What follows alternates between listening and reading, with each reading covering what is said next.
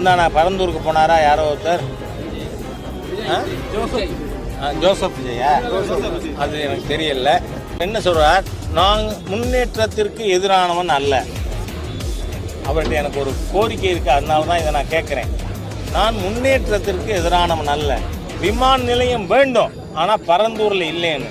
நான் என்ன சொல்கிறேன், நண்பர் விஜய் அவர்கள் எங்கே அதை கொண்டு வரணும்னு சொல்லி அங்கே இருக்கிற விவசாயிகள்கிட்டெல்லாம் ஒன்றா சேர்ந்து ஒரு ஒப்பந்தத்தை வாங்கி கொடுத்துட்டீங்கன்னா மத்திய சர்க்கார் அங்கே அந்த விமான நிலையத்தை அமைக்கும்.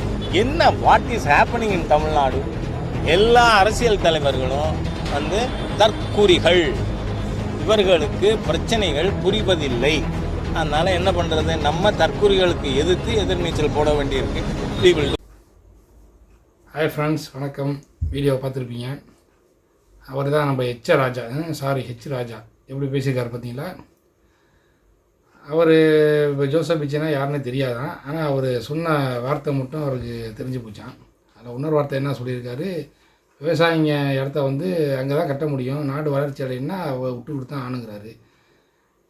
ராஜா, இதே அந்த இடத்துல உன் இடம், உன் வீடு, ஏக்கர் கணக்கில் உனக்கு இடம் இருக்குது, விவசாய நிலம், உனக்கு சொந்த வீடு இருக்குது. உன் இடத்துல இந்த மாதிரி ஒரு ஃபேக்ட்ரி வருது, கவர்மெண்ட்டோட இது வருது, இடத்த கொடுன்னு சொன்னால் நீ அமைதியாக இருந்தாங்க சார் வச்சுக்கோங்க, மேற்கொண்டு நான் உங்களுக்கு பணம் தரேன், வளர்ச்சி நாடை வளர்ச்சி ஆக்குங்கன்னு சொல்லிட்டு சந்தோஷமாக கொடுத்துட்டு வருவியா? நீ நாங்கள் போராடி தானே இருப்ப. உன் இடம் அங்கே இல்லைன்னு சொன்னால் நீ ஓவராக பேசிகிட்டு இருக்க. அங்கே உள்ள விவசாயிங்க இருக்கிறான், உனக்கு என்ன தெரியும்? விவசாயத்தை பற்றி உனக்கு என்ன தெரியும்? அவங்க எத்தனை பரம்பரையாக அங்கே இருந்து ஆண்டு அங்கேயே இருந்து அவங்கள திடீர்னு காலி பண்ண சொன்னால் அவங்க ஏக்கர் நிலத்தை அப்படியே தூக்கிட்டு போய் அடுத்த இடத்துல வச்சு விவசாயம் பண்ண முடியும்? அவங்களுக்கு ஒரு இடத்துல தங்குறது தான் இடம் கொடுப்பீங்க, வேறு என்ன பண்ணுவீங்க?